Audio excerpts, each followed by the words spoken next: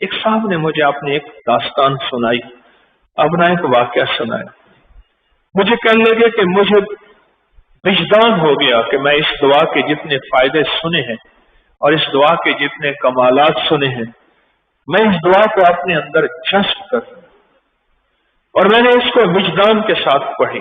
بہت سے سنیے گا، عجب بات، عجب موتی بتا رہا ہوں.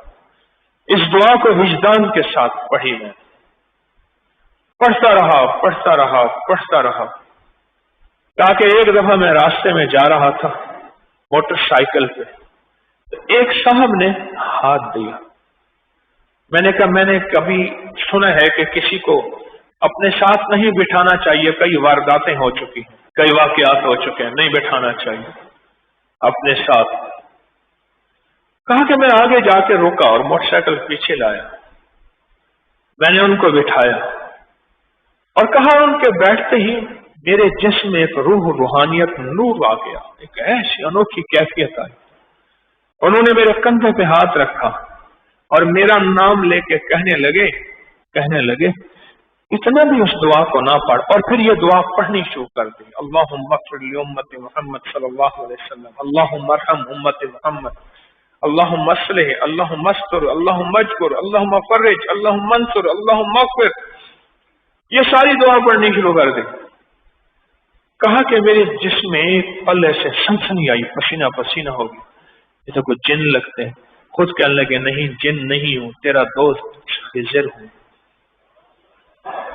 انہیں نیم نہیں سنا خضر علیہ السلام کا؟ اب کہا کہ میری جرت نہیں ہو رہی تھی میں پیچھے مڑ کے دیکھوں، موٹر سائیکل چل رہی ہے اور وہ درویش نے میرے کندھے پہ دائیں ہاتھ دائیں کندھے پہ رکھا ہوا ہے، دائیں ہاتھ دائیں کندھے پہ رکھا ہوا ہے، اور کہا کہ یہ دعا اتنی بھی نہ پڑھ کہ ہم بے تاب ہو گئے. ہم نے کہا اپنے دوست سے جا کے ملاقات کریں. ہم بے تاب ہو گئے. ہم نے کہا کہ اپنے دوست سے جا کے ملاقات کریں. اتنی بھی نہ پڑھ. اور پھر من لگے کہ تیری جتنی بھی طلب اور ضرورتیں تو اللہ سے مانگ رہا نا، ساری پوری ہوں گی، اور کچھ ضرورتیں تیری پوری نہیں ہوں گی. پریشان نہ ہونا، وہ اللہ نے تیری نسلوں کے لیے بچا کے رکھی ہوئی.